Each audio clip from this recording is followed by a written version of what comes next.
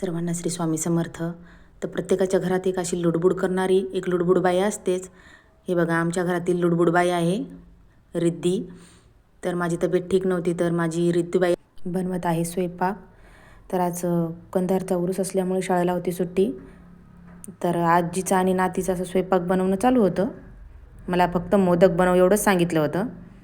मी बसले होते मोदक बनवत.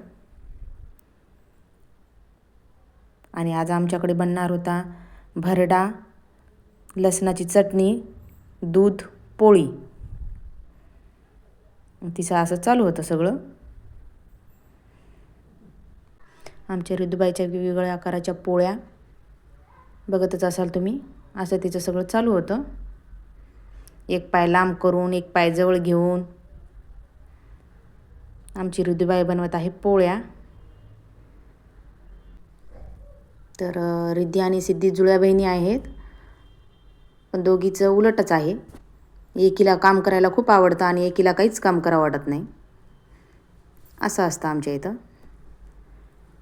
तर हे आमच्या आई लसूण सोलून देत होत्या तिला, आणि मी तिचे सांगितलेले काम तेवढे ऐकत होते. हे मी मोदक बनवून ठेवले होते. आणि त्याच्यानंतर तिने सांगितली की आता तू मला लसण वाटून दे, मी चटणी पण मीच करणार.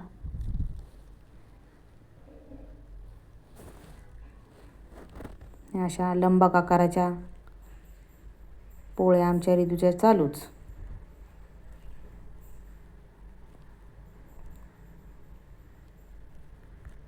तर सिद्धी गेली होती तिच्या आत्याबाईकडे.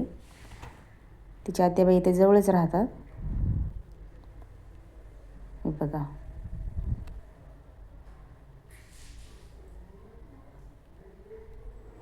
सगळ्या किचननं आमच्या रिद्धूबाईने पीठ केलं होतं.